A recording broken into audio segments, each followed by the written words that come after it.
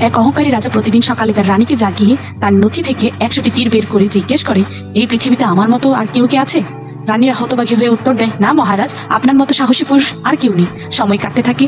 একদিন রানীর মা রানীর সাথে দেখা করতে আসে। যখন সে রানীর অবস্থা দেখে তার চোখে জল চলে আসে। সে বলে, মা আমার, এটা কেমন অবস্থা? তুমি তো একেবারে শুকনো কাঠের মতো হয়ে গেছো। তোমার কি কোনো রোগ আছে? তোমাকে কি কেউ কষ্ট দিচ্ছে নাকি তুমি সময় মতো খাবার পাচ্ছ না? শেষ কথা কি?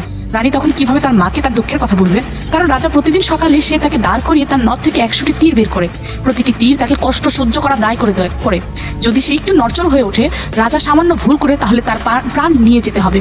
কিন্তু যখন মা বরাবর চাপ দিয়ে থাকে, রানীর কাছে জিজ্ঞেস করেন, তখন রানী বলে, কি বলবো মা, কিছুই কমতি নেই। খাবারের ভান্ডার ভরা আছে, পানিরও ভালো ব্যবস্থা আছে। তাহলে সমস্যা কি? মা যখন তার রানীর হাত ধরে খুব আবেগ হয়ে জিজ্ঞেস করে, তখন রানী ভেঙে পড়ে আর যন্ত্রণার কথা প্রকাশ করে বলে, মা, তোমার জামাই রাজা আমার নাকের নথ থেকে 100টি তীর বের করে, যার জন্য আমার হৃদয় আমার দিকে আসা প্রতিটি তীরের জন্য থরথর করে কাঁপে। মনে হয় যেন এই তীরটা আমার জীবনের শেষ তীর। এই চিন্তাটা আমাকে সবসময় ভেতরে ভেতরে খায় যে আজ আমার শেষ দিন। এই উদ্বেগের কারণ কিছু খেতেও পারছি না। রানীর মা অবাক হয়ে বলে, তুমি কি বলছো? এটা কখন হলো? রানী বলল, মা, এটা কখন হলো সেটা জানতে চাই না, বরং জানতে চাও কখন হয়নি।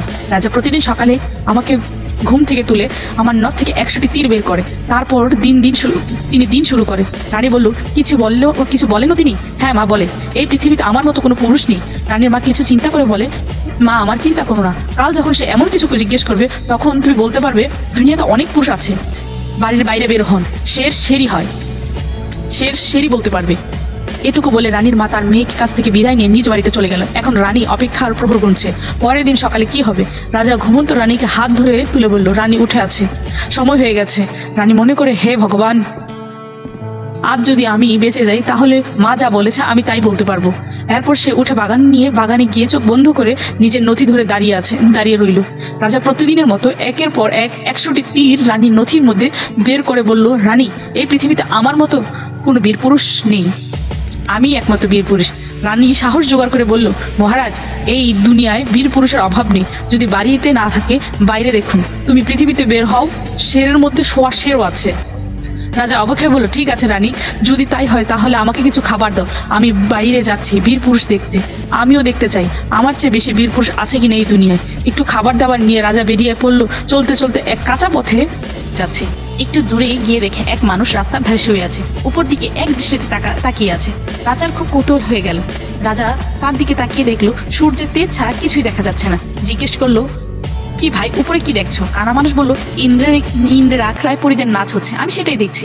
রাজা তার উপরে তাকালো, কিন্তু কিছুই দেখতে পেল না। তাই না হয়ে আশ্চর্য হয়ে রয়ে গেল। কানা মানুষের উপর তাকিয়ে রাজা জিজ্ঞেস করলো, তুমি কে ভাই, কোথায় যাচ্ছ? রাজা বলল, আমি মাওয়ালের রাজা উৎপল রাজ, আমি দুনিয়ার সাহসী পুরুষ দেখতে বের হয়েছি। কানা কানে কানে বলল, একটা কথা শোনো, একটু অপেক্ষা করো ভাই। নাচতে নাচতে একটা পরীর পায়ের ঝুমকো ভেঙে গেছে, সেটা নিচে পড়লেই আমি সেটা নিয়ে আসবো। তারপর আমরা সাহসী মানুষ দেখতে যাব। কিছুক্ষণের মধ্যে আকাশ থেকে ছম শব্দের একটি ঝুমকা নিচে পড়লো। কানে সেটা উঠিয়ে নিয়ে নিল। চলো ভাই, সাহসী পুরুষ কেমন হয় আমি দেখতে চাই। রাজা অবাক হয়ে গেল। তার অহংকার যেন একেবারে শেষ হয়ে গেল, তার মুখের রং উড়ে গেল। রাজা মনে মনে ভাবলো, সে নিজেকে সবচেয়ে বড় সাহসী মনে করতো, অথচ সেই কানা লোক তার থেকে আরো বেশি বীর পুরুষ। তার চোখে আলো নেই, কিন্তু তারপরেও সে ইন্দ্রের আখড়ায় কি হচ্ছে সে সেটা দেখতে পাচ্ছে। এখন রাজা কানা মানুষ দুজন একসাথে পথ চলতে শুরু করলো। রাজা আর কানা মানুষ এখন কিছু দূর এগিয়ে যেতেই সামনে এক যুবক ধনুকের বাণ ধরে কারোর জন্য অপেক্ষায় বসে আছে। রাজা তাকে জিজ্ঞেস করলো, কেমন আছো ভাই, তুমি কার জন্য অপেক্ষা করছো? সে লোক বলল, আমি আমার বন্ধুর জন্য অপেক্ষা করছি। রাজা বলল, তোমার বন্ধু কোথায়? যুবক বলল, আমার বন্ধু 100 কোষ দূরে তীর মেরেছি, সেটা আনতে গেছে। এটা শুনে রাজা তো অবাক। গল্পে একটু থামি। পুরোনো সময় দূরত্ব মাপার জন্য কিলোমিটার বা মিটার ছিল না, তখন কোষ দিয়ে মাপতো। তখন একটা কোষ আজকে প্রায় 3 কিলোমিটারের সমান ছিল। গল্পে আসি। যুবক আর কানা লোক জিজ্ঞেস করলো, তোমরা কোথায় যাচ্ছ? কানা উত্তর দিল, আমরা বীর পুরুষ দেখতে যাচ্ছি।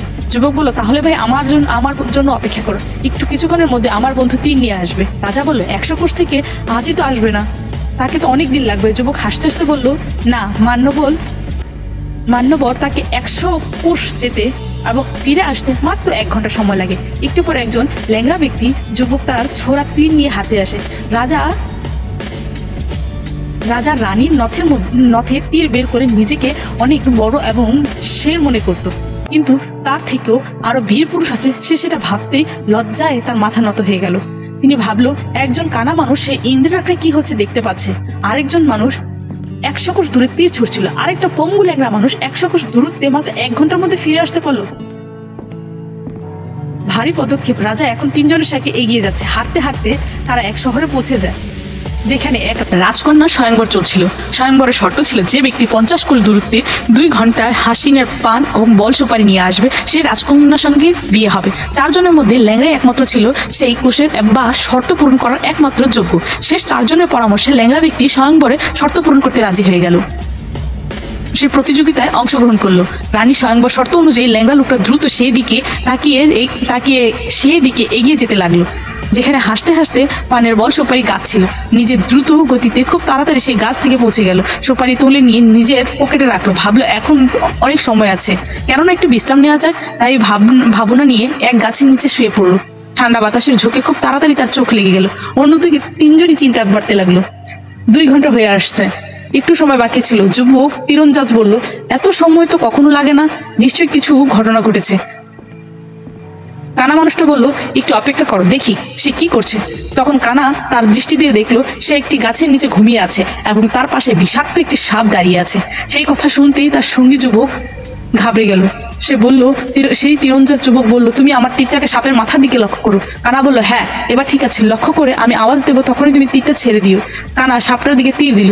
ফোন তার বন্ধুর দিকে, সে ল্যাংড়া বন্ধুর দিকে ফোন তুলে আছে। এমন সময় তীরন্দাজ ব্যক্তি তীর ছুড়ে মারলো। তীর সোজা মাত্রই সাপের ফোনায় লাগলো এবং সাপটি নিচে পড়ে গেল। তার আওয়াজ শুনলে ল্যাংড়া বন্ধুর ঘুম ভেঙে গেল। তখন সে ঘুম ভেঙে দেখলো সাপের মাথায় একটি তীর। সে সেই তীর দেখে বুঝতে পারলো সেটা তো তার বন্ধুর তীর। সে তার সমস্ত মাজরা বুঝতে পারলো। সে দৌড়ে দ্রুতই শহরের দিকে রওনা হলো। সময় মতো হাসতে হাসতে সুপারি নিয়ে রাজমহলে পৌঁছে গেল। এখন সমস্যা হচ্ছে রাজকুমারীর উপর আসল অধিকার কার। রাজা যদি ঘর থেকে পুরুষ নাই দেখতো তাহলে এই পুরো কাহিনী শুরু হতো না। কানা যদি তার দৃষ্টি দিয়ে এই ল্যাংড়া ব্যক্তি সাপ থেকে না বাঁচাতো তাহলে রাজকুমারী স্বয়ংবরের শর্তই কিভাবে পূরণ হতো। যুবক তীরন্দাজ যদি 100 কোষ তীর চালানোর ক্ষমতা না থাকতো, তার বন্ধু সাপের কামড়ে পড়তো, শর্ত পূরণ হতো না। ল্যাংড়া ব্যক্তি যদি দিব্য গতিতে না থাকতো তাহলে রাজকুমারী স্বয়ংবরের শর্ত পূরণ হতো না। রাজকুমারীর স্বামী কে হবে এই নিয়ে তাদের মধ্যে আলোচনা শুরু হলো। রাজা নির্বাচন করতে হলো, কারণ পুরো কাহিনী তার থেকে শোনা হয়েছিল। কিন্তু রাজা বলল, আমি তো আগে থেকেই বিয়ে করা। হ্যাঁ ভাই, আমি রাজকুমারীর সঙ্গে বিয়ে করা, তাই আমার প্রশ্নই ওঠে না আমি এই সংবারে অংশগ্রহণ করব। আমি তো তোমাদের সবাইকে ধন্যবাদ জানাতে চাই আমার খালি ভ্রম ভেঙে দেওয়ার জন্য। কান্না করে বলল, আমি ইন্দ্রের আঁকড়ায় পরিদের সঙ্গে খুশি আছি। তাছাড়া এখন আমার দিনগুলো উপরের মহাশয়ের স্মরণে কাটছে। এখন যুবক তীরন্দাজ বলল, হ্যাঁ বন্ধু, রাজকুমারের সঙ্গে আমার তোমার বিয়ে দেওয়া উচিত, কারণ তুমি তো স্বয়ংবরের শর্ত পূরণ করেছো। রাজপ্রাসাদের শর্ত ছিল হাস্যকর পান, ব্যাটের নল এবং সুপারি নিয়ে আসে। এই শর্তের দৃষ্টিকোণ থেকে দেখা যায় রাজকুমারীর উপর তোমার অধিকার আছে। তীরন্দাজের কথা সবাই ভালো লাগলো, সবাই আনন্দের সাথে সম্মতি জানালো। ল্যাংড়া লোকটার সাথে রাজকুমারী বিয়ে হয়ে গেল। সবাই খুব খুশি ছিল। রাজা সবাইকে তার রাজ্যে আসার আমন্ত্রণ দিল। সবাই খুশি খুশি বিদায় নিল। মনে মনে তারা শপথ নিল যে কখনো রানীর সাথে খারাপ আচরণ করবে না। উপসংহার হলো, প্রকৃতির বীরত্ব শুধু বাহ্যিক শক্তিতেই নয়, অভ্যন্তরীণ বিনম্রতা, ধৈর্য ও অন্যের গুরুত্ব বুঝতে দেওয়া। রাজা উৎপল নিজেকে সবচেয়ে বীর মনে করত। তার অহংকার অন্ধ হয়ে গিয়েছিল। সে তার রানীর উপর অত্যাচার করে বীরত্ব দেখতে চাইতো, কিন্তু বাস্তবে সে নিজেই জানতো না তার থেকে আরো বেশি বীর পুরুষ এই পৃথিবীতে আছে।